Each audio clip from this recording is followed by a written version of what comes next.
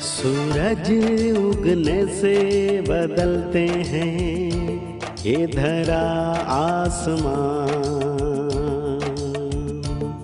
चलते रहने से हो जाती है हर मुश्किल आसान।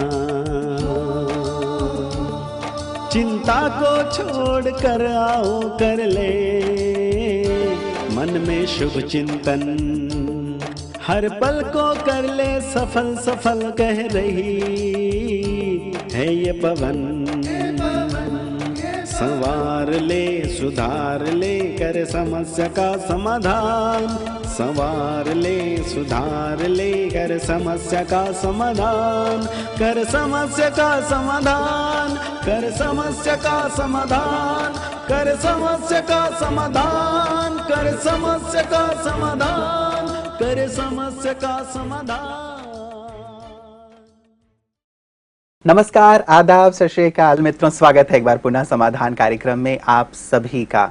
कल भी हम चर्चा कर रहे थे कि कैसे ईश्वर से मदद प्राप्त की जा सकती है, कैसे उनसे दोस्ती की जा सकती है। मुझे महाभारत का एक प्रसंग याद आ रहा था जब द्रौपदी का चीरहरण हो रहा था। जब उनका चीरहरण हो रहा था तो उन्होंने मदद के लिए सबको पुकारा, अपने पांचों पतियों को पुकारा, गुरु द्रोणाचार्य को, कृपाचार्य को, भीष्म पितामह को और तमाम जितने भी सगे संबंधी बैठे हुए थे सबको उन्होंने पुकारा कि मेरी मदद करो। लेकिन मदद कहीं से भी प्राप्त नहीं हुई। अंततः उन्होंने भगवान को याद किया और हम सब जानते हैं कि उन्हें मदद उनसे ही प्राप्त हुई। लेकिन एक विचारणीय बात है कि अंत में हमें ईश्वर क्यों याद आते हैं। जीवन भर तो हम सभी को याद करते रहते हैं, अपने सगे संबंधियों को, तमाम प्रकार की अपने चारों तरफ की चीज़ों को, लेकिन ईश्वर को याद नहीं करते जो वास्तव में हमारे सच्चे शुभ चिंतक हैं, सच्चे हितैषी हैं, सच्चे मददगार हैं। शायद इसीलिए कवि ने लिख दिया कि दुख में सुमिरन सब करे, सुख में करे ना कोई। तो अपने सुख के दिनों में भी यदि हम उन्हें याद करते रहें, उनसे सच्ची मित्रता कर लें, तो ऐसी परिस्थिति हमारे जीवन में कभी भी नहीं आएगी। इन्हीं शुभकामनाओं के साथ कि आपका जीवन हर प्रकार के कंटकों से मुक्त रहे और ईश्वर से आपकी मित्रता बढ़ती चले। आइए आज की कड़ी की शुरुआत करते हैं और भ्राता जी का अभिनंदन करते हैं। भ्राता जी बहुत बहुत स्वागत और अभिनंदन। शुक्रिया। आज की कड़ी की शुरुआत भी भ्राता जी किसी विशेष अनुभव से करना चाहेंगे? बहुत अनुभव मुझे याद आ रहे थे खुदा दोस्त के। एक बार की बात है, ये बात 71-72 की है। बहुत सुंदर पूर्णिमा की रात थी और मैं छत पर घूमता हुआ अपने खुदा दोस्त से बातें कर रहा था कि तुम हमसे मिलने नहीं आओगे, क्योंकि शिव बाबा साकार तन में आते हैं जी। तो बहुत दिन हो गए थे, योग अभ्यास के द्वारा तो मिलन होता ही था, लेकिन मन बहुत आनंदित था और एक व्याकुलता थी कि अपने परमपिता से, अपने खुदा दोस्त से साकार में प्रत्यक्ष मिलें। बुधवार की नाइट थी, अगले दिन गुरुवार था और हमारे यहाँ गुरुवार के दिन भगवान को भोग लगाया जाता है। तो हमारी एक बहन जो ट्रांस मैसेंजर थी, अभी वो नहीं है, वो भोग लगाने के लिए ध्यान में गई है।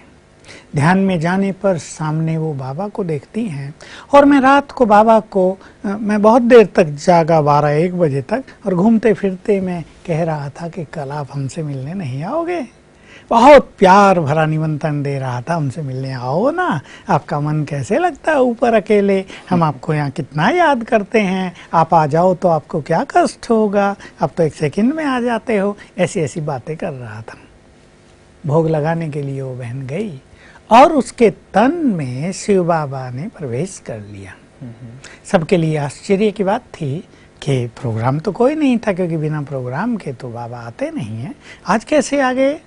तो सबको मिलाया जा रहा था। जब मेरा टर्न आया तो हमारी दीदी होती थी, मनमोहिनी दीदी, और दादी प्रकाशमणि, दोनों बैठी थी और सब मिल रहे थे आके। तो मेरा जब टर्न आया तो बाबा मुस्कुराए और कहा, बच्चे रात को कितनी बार निमंत्रण दिया है। तो मैं मुस्कुरा रहा था, नींद की या नहीं की, देखो बाप तुम्हारे निमंत्रण पर आ गया। फिर ये बात कोई नहीं सुन रहा था, केवल मैं सुन रहा था। फिर दीदी की ओर बाबा ने देखा, दीदी मनमोहिनी, दीदी आपने तो बाप को नहीं बुलाया, कैसे आ गए। फिर मेरी ओर देखा, कितनी बार निमंत्रण दिया रात को। फिर दीदी की ओर देखा, फिर कहा आपने तो नहीं बुलाया। फिर कहा, एक बहुत रहस्य की बात कही जिससे मुझे बहुत नशा चढ़ा, बड़ी हायर कॉन्शियसनेस मेरी बननी प्रारंभ हो गई। बाबा ने कहा कि बाप जो सर्वोच्च अथॉरिटी है, सबसे बड़ी सत्ता है, वो बिना किसी अथॉरिटी के निमंत्रण के नहीं आ सकता। फिर मुझे देखा कितनी बार बुलाया है, बस और आगे कुछ नहीं कहा। दीदी दादियों को बिल्कुल नहीं पता किसने बुलाया, किसने निमंत्रण दिया। उनसे बाबा पूछ रहा, आपने तो नहीं बुलाया, कैसे आए? यहाँ से मुझे बहुत ग्रेट अवेयरनेस हो गई और मुझे लगा कि मेरा शिव बाबा से, ब्रह्मा बाबा से बहुत गहरा नाता है, मेरे बुलाने पर वो आ जाएंगे। और तब से मैंने इस कॉन्फिडेंस के साथ अनेक बार बाबा को बुलाया और सूक्ष्म रूप से भी अनुभव होता रहा कि वो आते। एक सुंदर अनुभव और खुदा दोस्त का सुनाना चाहूँगा, फिर आगे बढ़ेंगे। बातें टीटू की है। हमारा आश्रम बहुत छोटा था, लेकिन एक प्रोग्राम था तो 2200 लोग आ गए। 2200 का हमारे यहाँ ना एकोमोडेशन था, ना खाने पीने की व्यवस्था थी, लेकिन खाने पीने का प्रबंध तो हमें करना ही होता था। चलो उनको सुला दिया, इधर उधर सब जगह टेंट लगा के 2200 लोग। गुरुवार का दिन था, हम भोग की तैयारी कर रहे थे और 2 बजे सवेरे उठकर, हम 5 भाई होते थे किचन में, मैं जिम्मेदार था, उधर भोली दादी हमारी इंचार्ज हुआ करती थी। हमने भोग बनाया। 7 बजे क्या होने लगा, मुझे बुखार होने लगा, शरीर बिल्कुल थकने लगा और फिर भोग लगा बाबा को। तो हम वहीं किचन में, हमारी बोरियां पड़ी थी, बोरियों पे बैठ के ही योग लगा रहे थे। अब 8 बजे और मुझे बुखार तेज हो गया और मैं अपने खुदा दोस्त को कहा, भगवान को याद दिलाने की तो क्या बात, लेकिन मैंने अपने भोली बुद्धि से याद दिलाया, a friend in need is a friend in deed. अब मुझे आवश्यकता है, 2200 लोग हैं, मैं बीमार हो जाऊंगा तो मुश्किल हो जाएगी, इसलिए मेरे इस बुखार को 5 दिनों के लिए आप हटा लो। 5 दिन तक पार्टी रहनी थी, फिर सब जाने दे, फिर भले भेज देना, I am ready to face it. तो और मुझे ऐसा अनुभव हुआ, 8 से आधे घंटे में ठीक उसी स्पीड से मेरा बुखार डाउन होके ठीक हो गया। मैं फिर से एनर्जेटिक हो गया और मैंने फिर से अपना काम काज सब अच्छी तरह किया, क्योंकि 2200 उन दिनों बहुत ज़्यादा होते थे हमारे लिए। अब तो 22,000 25,000 आते हैं, सब मशीनें लग गई, कोई दिक्कत नहीं। तो काम किया, लेकिन फिर 5 दिन के बाद 6ठे दिन सेम टाइम मुझे फिर से बुखार होने लगा। पार्टी जा चुकी थी, मैंने कहा मैं छुट्टी ले सकता हूँ और इस तरह मैंने फिर रेस्ट किया, वो सब ठीक हुआ। तो ये खुदा दोस्त की मदद का बहुत सुंदर अनुभव था। बहुत सुंदर, आपने ईश्वर को निमंत्रण दिया, ईश्वर आपके बुलावे पे आ गया, ये कितनी कितनी बड़ी उपलब्धि है, कितनी बड़ी बात है। क्या भ्राता जी ऐसे ही हम भी ईश्वर को निमंत्रण देके अपने पास बुला सकते हैं और अनुभूति कर सकते हैं? उसने वायदा कर लिया है कि तुम बुलाओ और मैं ना आऊं, ये हो नहीं सकता। भगवान के बच्चे बुलाएं और बाप ना आए, ये हो नहीं सकता। तो वास्तव में अगर हमारा उनसे प्यार भरा नाता हो तो वो अवश्य आएगा। जैसे एक माँ, मान लो माँ अपने बच्चे से 100 किलोमीटर दूर है और बच्चे को कष्ट हो गया है और फोन पे बच्चा बात करता है मम्मी से, आ जाओ, तो मम्मी ठहरती नहीं है। तो भगवान का प्यार तो हम सबसे बहुत ज्यादा है। वो हमारे दुखों को भी नहीं देख सकता, वो हमारे कष्टों को देख नहीं सकता, इसलिए हमारे बुलावे पर वो तुरंत आ जाता है। लेकिन जैसे आप कह रहे थे कि मनुष्य उसे बहुत देर में याद करता है, बस ये गलती होती है।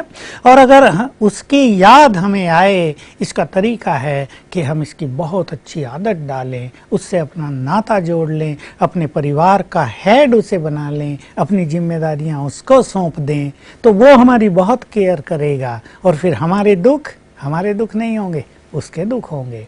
हमारी समस्याएं नहीं होंगी, उसकी होंगी, और वो बंध जाएगा उन सबको ठीक करने के लिए। बिल्कुल।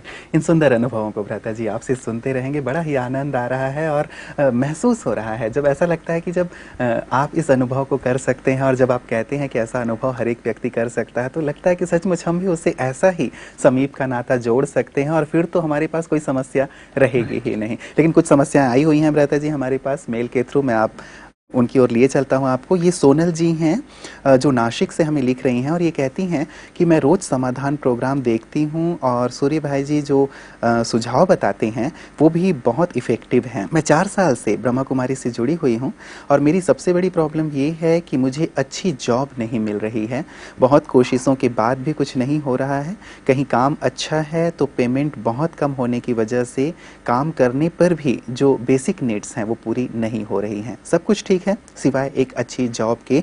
मैं क्या करूं? प्लीज़ प्लीज़ प्लीज़ सुझाव बताइए। बहुत सारे प्लीज़ इन्होंने जोड़ दिए हैं भ्राता जी, अच्छा सुझाव इन्हें देना ही पड़ेगा। बिल्कुल, ये तो क्लियर है, जो व्यक्ति योग्य हो, जिसने बहुत अच्छी एजुकेशन प्राप्त की हो, कई कोर्सेज किए हों, डिग्री डिप्लोमा लिए हों, वो जरूर चाहेगा कि उसको एक अच्छी जॉब मिले। लेकिन कुछ मनुष्य के पास्ट के कर्म, कुछ मनुष्य के निगेटिव थॉट्स, कुछ उसके मन की अपनी उलझनें उसकी सफलता में बाधक बनती हैं। ये बहुत सारे केसेस में देखा गया कि सब कुछ अच्छा होते भी यदि उसके साथ उसके माता पिता की ब्लेसिंग्स नहीं हैं, यदि चारों ओर से उसे गुड फीलिंग्स प्राप्त नहीं हो रही हैं, वो एक ईर्ष्या द्वेष के माहौल में रहती है, उसका मन भी रिवेंजफुल रहता है, तो ये काम थोड़ा कठिन हो जाता है। इसलिए सोनल बहन को मैं कहूँगा अपने मन को शांत करें, अपने मन को पॉजिटिविटी से भरे, संतुष्ट हो जाए और अपनी ये जो इच्छा है, इच्छा कहें या उसकी योग्यताओं के अनुसार जो प्राप्त करना चाहती हैं, ये अपने परम पिता को समर्पित कर दें कि मेरी ये योग्यताएं हैं, ये मेरी नीड हैं, मैं आपको ये समर्पण कर रही हूँ, अब आप ही रास्ता निकालो। पहले ऐसे अच्छी अपनी मनोस्थिति बनाए, क्योंकि मनोस्थिति श्रेष्ठ होते ही परिस्थितियां बदल जाती हैं। मैं ये अनुभव बहुत बार सुना चुका हूँ कि जिन बच्चों की मनोस्थिति बहुत सुंदर है, बी कर रहे हैं, फाइनल ईयर होने से पहले, फाइनल सेमेस्टर से पहले ही जॉब मिल जाती है। जिनकी मनोस्थिति अच्छी नहीं है वो 1-2 साल इंतजार करते रहते हैं। ऐसे बहुत सारे अनुभव हैं, तो मैं इनको भी एक योग की विधि सजेस्ट करना चाहूँगा। रोज सवेरे उठते ही 7 बार संकल्प करेंगी, मैं मास्टर सर्वशक्तिवान हूँ, विघ्न विनाशक हूँ और सफलता मूर्त हूँ। तो 7 बार ये तीनों संकल्प, तीनों इसी क्रम से जी। मैं मास्टर सर्वशक्तिवान हूँ, शक्तियाँ एक्टिव हो जाएंगी। विघ्न विनाशक हूँ, वो शक्तियाँ विघ्नों को नष्ट करने लगेंगी। सफलता मूर्त हूँ, तो सफलता की ओर ले चलेंगी। फिर 1 घंटा इन्हें 21 दिन तक योग अभ्यास भी करना है, ये तीनों ही संकल्प करके। योग अभ्यास बहुत अच्छा हो, पावरफुल हो, उसमें एकाग्रता बहुत अच्छी हो, इसलिए ये ऐसा समय चुन ले जब इसकी एकाग्रता बहुत अच्छी होती है। चाहे वो सवेरे 7 बजे का टाइम हो, 6 बजे का टाइम हो, चाहे इवनिंग टाइम हो, जब ये अपनी जॉब से घर वापस लौट आए, अगर ये तब रिलैक्स फील करे तब योग अभ्यास करे, क्योंकि कईयों का योग अभ्यास शाम को बहुत अच्छा होता है, कईयों का जॉब जाने से पहले बहुत अच्छा होता है, कईयों का ईश्वरीय महावाक्य सुनने के बाद बहुत अच्छा होता है। जब इनका योग का अनुभव अच्छा होता हो, ये 1 घंटा योग करे 21 दिन तक, तो निश्चित रूप से इसे गॉडली ब्लेसिंग्स मिल जाएंगी और अपने टैलेंट्स और क्वालिफिकेशन के अनुसार इसको अच्छी जॉब मिल जाएगी। बिल्कुल। तो ये योग का अभ्यास भ्राता जी 21 दिन करने के बाद, कई बार ऐसा होता है कि 21 दिन हमने कर लिया लेकिन अपेक्षित सफलता नहीं मिली, तो क्या हमें उसे कंटिन्यू करना चाहिए? ये भी कुछ केसेज में होता है, क्योंकि इसमें 2 ही कारण होते हैं। कॉन्फिडेंस की कमी, मनुष्य को ये रहता है कि योग तो कर रही हूँ पर पता नहीं होगा या नहीं। ये एक सबकॉन्शियस माइंड में फीलिंग भरी रहती है, मैंने योग करके देख लिया, मैंने अच्छे काम करके देख लिए, मैं तो जीवन भर भक्ति भी की थी, मैंने तो पाप भी कोई नहीं किया, फिर भी पता नहीं मुझे क्यों नहीं मिलती, पता नहीं मिलेगी या नहीं। तो पता नहीं है, ये हमारे कॉन्फिडेंस को डाउन करता है। इसलिए एक तो कॉन्फिडेंस फुल होना चाहिए और दूसरा योग में एकाग्रता। अगर ये है तो सफलता अवश्य मिलेगी। फिर भी अगर मान लो ऐसा कभी कभी नहीं होता, कभी कभी भी मार्ग में दीवार जरा पावरफुल होती हैं तो 21 दिन दोबारा कर लेना चाहिए। बिल्कुल, चलिए हमारी शुभकामना रहेगी भ्राता जी सोनल जी के लिए कि जल्दी से जल्दी उन्हें जैसी इच्छित जॉब वो चाहती हैं वैसी प्राप्त हो जाए। अगला मेल हमारे पास भ्राता जी आया है, इन्होंने अपना नाम तो नहीं लिखा है। ये कहती हैं कि ओम शांति भैया, मैं डॉक्टर हूँ और अभी मैं आई सर्जन की पढ़ाई पढ़ रही हूँ। मुझे ज्ञान से जुड़े हुए 7 साल हो गए हैं और एक बार माउंट आबू भी बाबा से मिलने के लिए मैं आ चुकी हूँ। मेरी समस्या ये है कि मेरे बचपन में मेरे मम्मी पापा मुझे बहुत डांटते और मारते थे। कोई भी छोटी गलती की बहुत बड़ी सज़ा वो मुझे दे दिया करते थे। मेरे मम्मी पापा भी डॉक्टर हैं, वो बहुत बिज़ी रहते थे इसलिए वो मुझे अपना ज़्यादा समय नहीं दे पाते थे, पर इसका इफ़ेक्ट मेरे ब्रेन पर बहुत ज़्यादा पड़ा है। मैं बहुत डरने लग गई हूँ छोटी छोटी बातों पर, और मेरे मम्मी पापा ने मुझे कभी प्यार से उन्होंने कभी बात नहीं की है, तो वो भी मेरे ऊपर एक असर डाले हुए हैं। और अब मैं चूँकि पढ़ाई पढ़ रही हूँ आई सर्जन की, तो इसमें मुझे कॉन्फिडेंस की और अच्छे कंसंट्रेशन की भी आवश्यकता है। तो कृपया बताएं कि ये जो पास्ट का एक जो भय मेरे अंदर समाया हुआ है पेरेंट्स की तरफ से, और ये जो कंसंट्रेशन बढ़ाने की बात है, ये दोनों बातें कैसे मैं सहज कर सकती हूँ। बच्चे माँ बाप की फीलिंग को नहीं समझते और कहीं कहीं माँ बाप बहुत व्यस्त होने के कारण बच्चों को प्यार नहीं दे पाते। ये आजकल समाज में परिवारों में ज़्यादा होने लगा है। माँ भी जॉब पर है, अब वो बेचारे थक के आते होंगे, ये कुछ जरा सी गलती कर देगी तो अपना सारा टेंशन इस पे उड़ेल देते होंगे। यही प्राय परिवारों में होता है, क्योंकि डॉक्टर हो या कोई बड़ा ऑफिसर हो, टेंशन तो सबके पास रहती है, मानसिक थकान भी सबको हो जाती है। और बच्चे भी उस चीज़ को फील नहीं करते कि माँ बाप की डांट उनका प्यार है, उनकी डांट में उनका प्यार समाया हुआ है। क्योंकि बच्चे दूसरा रूप देखना चाहते हैं ना, बच्चों की बुद्धि इतनी मैच्योर तो नहीं होती। ये केसेस बहुत जगह होते रहते हैं कि बच्चों को प्यार नहीं मिलता, तो या तो वो कहीं और जगह प्यार की तलाश करते हैं, या ये जो माँ बाप की डांट है उन्हें भयभीत कर देती है और उनके कॉन्फिडेंस को डाउन कर देती है, क्योंकि वो मैच्योर नहीं होते, वो उसको उस ढंग से नहीं लेते। इसलिए इस क्वेश्चंस के आधार से हम सबको ये कहना चाहेंगे, अपने बच्चों को प्यार अवश्य दें। गलती तो वो करेंगे, वो बच्चे हैं, वो युवक हैं, उनकी अपनी भी एक्सपेक्टेशंस होती हैं, कई तृष्णाएं, कई वासनाएं उनके अंदर से भी निकलती रहती हैं। इसमें उनका दोष नहीं होता है, वो पराधीन होते हैं, वो गलती करते हैं, लेकिन माँ बाप प्यार दें, प्यार से समझाएं, उनकी पालना भी अच्छी तरह करें। जैसे छोटी सी बात है, आजकल आम का सीजन है, आम घर में आए, लड़कों को ज़्यादा खिला दिए, लड़की को नहीं दिए, या देखा कि माँ थोड़ा पक्षपात कर रही है, तो बुद्धिमान तो है ना लड़की भी, तो वो देखकर डिप्रेस अवश्य होती है। इसलिए माताओं को, जो स्वयं नारी हैं, ये भेदभाव नहीं करना चाहिए।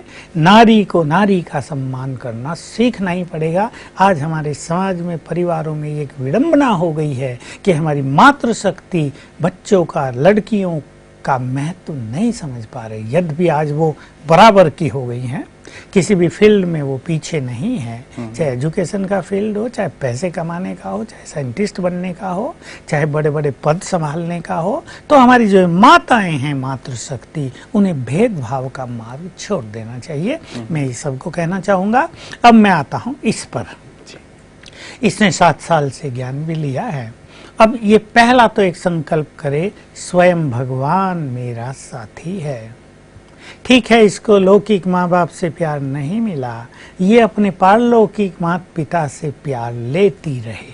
रोज सवेरे उठ के उनसे बातें किया करे, उनसे अपना नाता जोड़ ले। तुम ही मेरे सच्चे मित्र हो, माता पिता हो, तो उनकी ओर से प्यार की फीलिंग इनको आने लगेगी, इनका चित्त आनंदित होने लगेगा। तो इनको अपने मन को बैलेंस में करना बहुत आवश्यक है, क्योंकि ये सर्जरी एक अच्छी कंसंट्रेशन चाहती ही है और इम्पोर्टेंट समय है।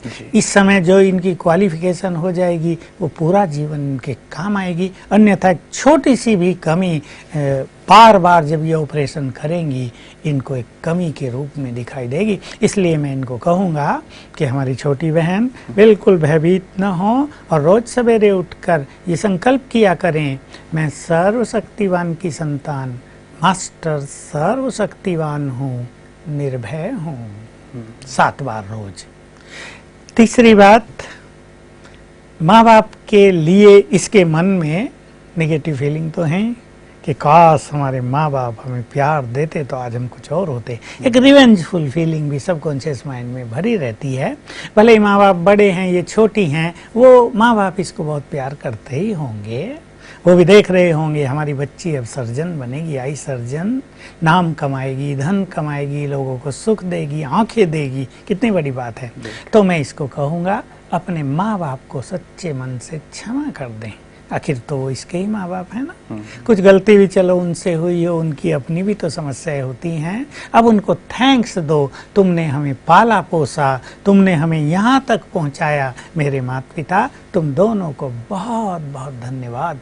क्षमा भी कर दें और धन्यवाद भी दें, तो इनका ये जो दुविधा में है, भय में, समाप्त हो जाएगा और इनकी कंसंट्रेशन सुंदर हो जाएगी। बिल्कुल। विशेष कुछ और अभ्यास भ्राता जी किया जा सकता है कंसंट्रेशन के लिए? मान लीजिए क्षमा भाव उन्होंने अपने माता पिता के लिए अपनाया, लेकिन हो सकता है पढ़ाई का भी लोड बहुत ज़्यादा इनके ऊपर हो, तो ऐसे समय पे अपनी पढ़ाई को मैनेज करने के लिए बार बार शायद वो बातें याद भी आ रही हों, ये भी एक कारण हो सकता है, लेकिन इसके अतिरिक्त भी कुछ अभ्यास हाँ, ऐसे में बच्चों पे डबल प्रेशर रहता है जी। वो पास्ट का जो उनका कड़वा अनुभव है वो कहीं ना कहीं दबाव बनाए रखता है। एक आंतरिक खुशी, एक चेतनता, एक बहुत आनंद वो नहीं रहता है। तो उनके चेहरे पर, उनकी बुद्धि में, उनकी इनर कॉन्शियसनेस में वो एक फीलिंग बनी रहती है। दूसरी ओर ये मेडिकल की जो एजुकेशन है बहुत टफ है, तो इसका प्रेशर भी रहता है। अब डबल प्रेशर को इसे फेस करना है, इसलिए 15 मिनट सवेरे और 15 मिनट शाम को ये अपनी पढ़ाई से पहले बहुत अच्छा मेडिटेशन करे और साथ में अपने को ये अवेयरनेस दे, मैं आत्मा स्वराज्य अधिकारी हूँ, मन बुद्धि की मालिक हूँ। अपनी बुद्धि को कमांड दे, प्रोग्रामिंग दे, है मेरी बुद्धि, जो मैं पढ़ूं तो सबको याद कर लेना, जो आज मुझे कॉलेज में पढ़ाया जाए तो सबको ग्रहण कर लेना और एग्जाम के समय इमर्ज कर लेना। 2 बार सवेरे शाम ये प्रैक्टिस भी करेंगी और 15-15 मिनट मेडिटेशन, तो इनकी कंसंट्रेशन बढ़ेगी और चित्त शांत होने लगेगा। बिल्कुल। भ्राता जी, किरण जी का अगला मेल आया है हमारे पास कोलकाता से और ये कहती हैं कि मुझे हर चीज़ से डर लगता है, घर से बाहर निकलती हूँ तब भी एक भय बना रहता है, ट्रेन में सफ़र करने में भी मुझे बहुत डर लगता है, इवन छोटे छोटे जो जीव जंतु हैं उनसे भी मेरे मन में बहुत ज़्यादा डर बना रहता है। मैं अपने इस डर से बहुत ज़्यादा परेशान हूँ। क्या राजयोग इसमें मेरी मदद कर सकता है कि मैं अपने भय से मुक्ति प्राप्त कर सकूं? किरण जी कोलकाता से। हाँ किरण जी, एक तो डर, दूसरा परेशान। कई बहनें छिपकली से इतनी डरती हैं, काकरोच से भी कि अरे छिपकली का बड़ा भय है कि रात को सोने जा रहे हैं और एक छिपकली दिख गई, बस नींद पूरी हो गई। अब इसको निकालो, अब छिपकली तो कहीं भी छुप जाती है, पता भी नहीं चलेगा, सारा परिवार लगा रहता है, छिपकली बाहर नहीं निकलती और ये जागती रहती है कहीं मेरे ऊपर न गिर जाए। अब छिपकली को भी तो डर है मैं इनके ऊपर गिर के मरूंगी क्या। तो ये जो बहनों में, बहुत सारी बहनों में और कुछ भाइयों में भी जो भय का संस्कार हो गया है, ये वास्तव में पूर्व जन्मों से आया है। कुछ ना कुछ ऐसी घटना उनके साथ हुई हैं। मान लो कुत्ते ने काट लिया, उसको काफी कष्ट हो गया, पहले दवाइयाँ भी इतनी अच्छी नहीं होती थी। मान लो सांप ने काट लिया, उसको जहर चढ़ गया, बहुत उपचार हुआ, उसकी मृत्यु हो गई, या आग में जल गया वो व्यक्ति किसी भी तरह से, कांड होते रहते ना, आग लग जाती है, लगा दी जाती हैं, तो वो भय उनके सबकॉन्शियस माइंड में भरा रहता है। इसलिए वो जहाँ भी जाएंगे, ट्रेन में बैठेंगे तो लगेगा गिर न जाऊं। अगर उनको घोड़े पे बैठा दिया जाए तो बाप रे बाप, बिल्कुल भयभीत, उतारो मुझे जल्दी, नीचे उतारो, ये तो घोड़ा मुझे गिरा देगा। तो इस भय को समाप्त करना है। कुछ चीजें हम सजेस्ट करेंगे। मैं आत्मा हूँ, ये देह अलग है, मैं आत्मा तो अजर अमर अविनाशी हूँ, मैं मरती ही नहीं, क्योंकि भय का बीज मृत्यु का डर है। तो अपने को निर्भय बनाने के लिए मैं आत्मा देह से न्यारी हूँ, मैं अजर अमर अविनाशी हूँ, एक तो ये प्रैक्टिस बहुत इन्हें करनी होगी। दूसरा, जब भी ये घर से बाहर निकलें, 2 मिनट शांत में बैठें और संकल्प करें, मेरे साथ तो सर्वशक्तिवान है, वो 1000 भुजाओं सहित मेरे साथ है, मैं स्वयं भी मास्टर सर्वशक्तिमान हूँ और जहाँ भगवान साथ हो वहाँ मेरा कुछ बिगड़ेगा ही नहीं। इस तरह अपने को ट्रेंड करें, पर्पजली जाए घूमने इस संकल्प से कि मेरे साथ तो भगवान है, तो धीरे धीरे ये भय निकलेगा। साथ में रोज सवेरे उठकर 21 बार याद करे, मैं मास्टर सर्वशक्तिवान हूँ। लास्ट में संकल्प करे, मैं निर्भय हूँ, भय से मुक्त हूँ। तो 21 दिन तक अवश्य करें। ये अभ्यास करने के बाद इनके सबकॉन्शियस माइंड में जो भय समाया हुआ है वो धीरे धीरे बाहर निकल जाएगा और ये अपने जीवन की यात्रा का आनंद ले सकेंगे। जी, बहुत बहुत शुक्रिया भ्राता जी आज की सुंदर चर्चाओं के लिए और हमारे सभी दर्शकों के इतने सुंदर उत्तर देने के लिए। आशा है कि किरण जी भी अपने भय से सुंदर ढंग से और जल्दी से जल्दी मुक्ति प्राप्त कर लेंगे। आपका बहुत बहुत शुक्रिया। मित्रों, वास्तव में कहा जाता है कि डर नाम की कोई चीज़ नहीं है, जैसे अंधेरे नाम की कोई चीज़ नहीं है। प्रकाश का अभाव ही वास्तव में अंधकार है और जब हम अकेले होते हैं तभी वास्तव में डर लगता है। यदि ईश्वर को अपना साथी बना लें, जैसे कि लगातार हम लोग चर्चा करते आ रहे हैं, शुरुआत भी मैंने इसी बात से की थी। व्यक्ति जब अकेले चल रहा हो, एक छोटे बच्चे का एग्जाम्पल ही ले लें, जब छोटा बच्चा घर से बाहर निकलता है तो गली के जो 2-4 थोड़े से शैतान किस्म के बच्चे होते हैं वो उसे पीट देते हैं, नाराज कर देते हैं, रुला देते हैं। बच्चा रोता हुआ अपने घर आता है। घर आने के बाद अपने पिताजी को साथ लेके गली में निकलता है और फिर सीना तान के निकलता है कि आ जाओ, अब मैं देखता हूँ कि कौन मुझे परेशान करता है। तो बच्चा वही है। अंतर क्या आया? उन्होंने अपने पिता को अपने साथ ले लिया। यही चीज़ कलयुग में, इस कली काल में, जबकि चारों तरफ अंधकार है, जबकि चारों तरफ बहुत सारी परेशानियां हैं, समस्याएं हैं, हम भी यदि ईश्वर पिता को अपने साथ रख लें, उस खुदा दोस्त को अपने साथ रख लें, तो भले हम शक्तिहीन हों लेकिन वो तो सर्वशक्तिवान हैं। उनका साथ मिलने से हमारे अंदर का भय दूर हो जाएगा, समस्याएं दूर हो जाएंगी और जीवन का जो पुष्प है वो खिल जाएगा। आपका चेहरा हमेशा खिला हुआ हो, आप आनंदित हों, सभी समस्याओं से मुक्त हों, यही हमारी श्रेष्ठ कामना है। अपना ध्यान रखिएगा। नमस्कार।